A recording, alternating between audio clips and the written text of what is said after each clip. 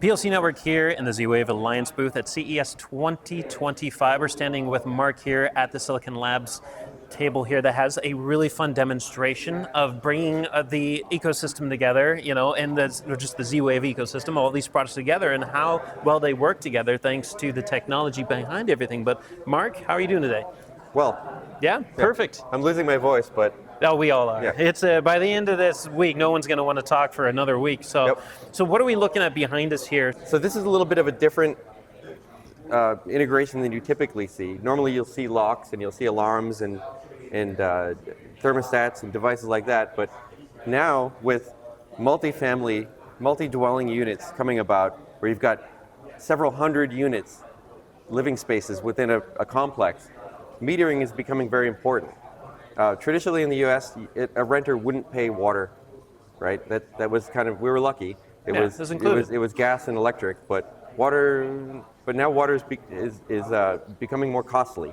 So water metering and water monitoring was a thing. You would have a sense of what you did, but metering, accurate water metering, so that customers can be billed for the water that they use, and a customer who uses a lot more water isn't going to drive up the overall rent cost for a customer who doesn't use much water. So specific unit billing is becoming popular.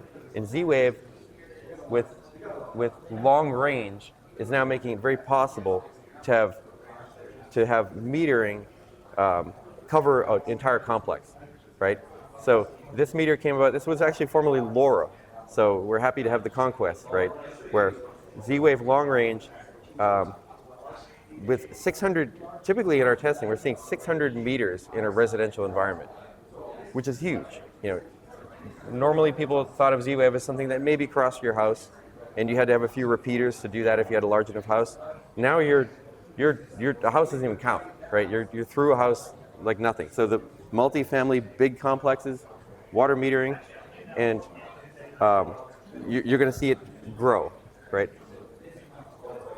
Integration is really one of the core tenets of Z-Wave. So Z-Wave is obsessed with forward compatibility, backward compatibility, now long range, right? And interoperability. So this is what we wanted to show here. You've got a meter, a valve, a hub, a stick, and a leak detector. And because every device adheres to the Z-Wave standard and uses what we call command classes, which are data models, right? An actuator has a data model, a meter has a data model, a leak detector has a data model, a switch has a data model. And because of that, it makes it so very easy to integrate this. Making them work together was 3 minutes, truly 3 minutes of time. The meter will see water flow, it'll measure it on the Home Assistant dashboard. We've set a limit in this meter. This particular meter is a flow computer. So we've set a limit saying if you go above 3 gallons per minute, let's call this a catastrophic leak, or a potential for it to be a catastrophic leak. Maybe the pipe broke, right? Maybe somewhere else in the house a fixture broke, right? So if we watch this here, we're going to get up above 3 gallons per minute soon. And it's getting there, 2.8. Yep.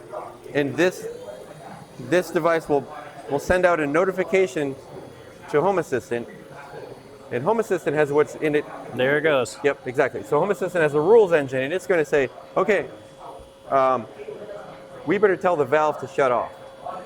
All made possible locally. Doesn't have to go to the cloud. There's no server work to do. There's no, and that's costly stuff. You've got to send it up over cell. There it goes. Now it's triggering. Now the valve's closed.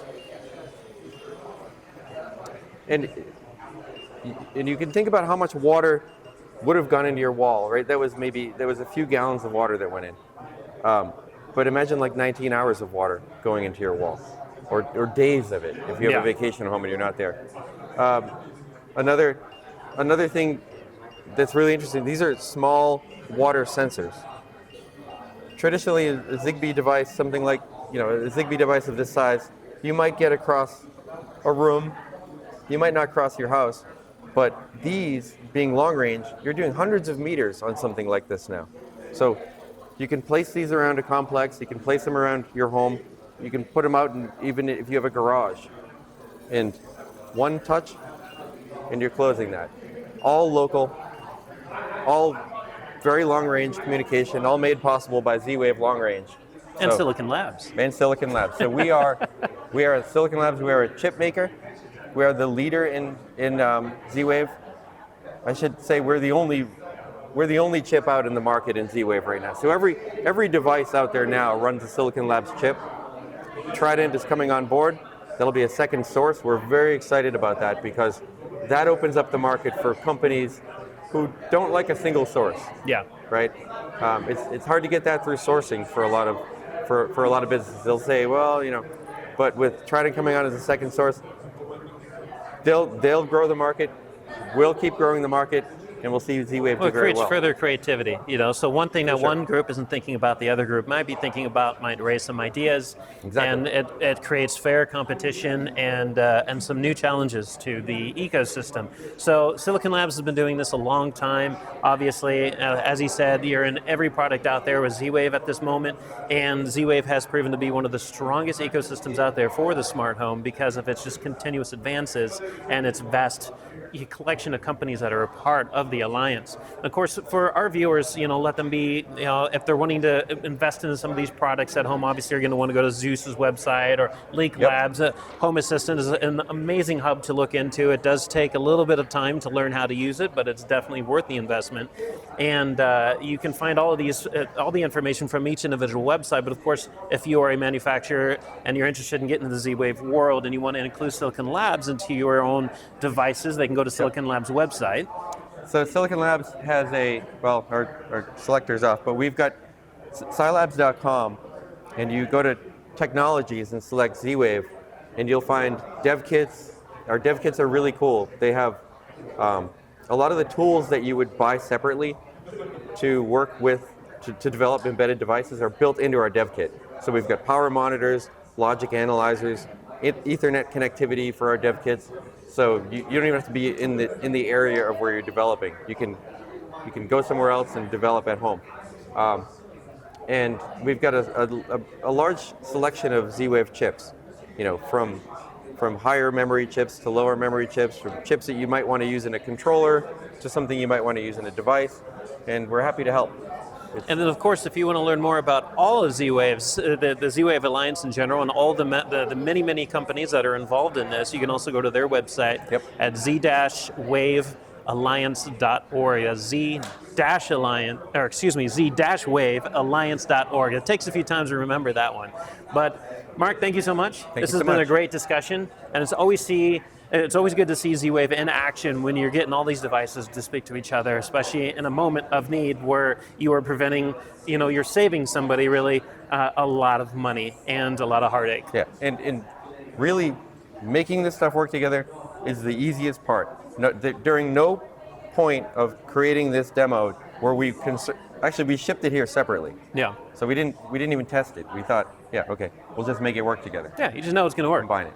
Yep. So there you have it. So go check them out. Go to Z-Wave's website. Go to learn more about Silicon Labs at their website or any of the individual websites for all these manufacturers, which of course you can find out more at Z-Wave's website that was mentioned. Well, Mark, thank you so much. Thank you.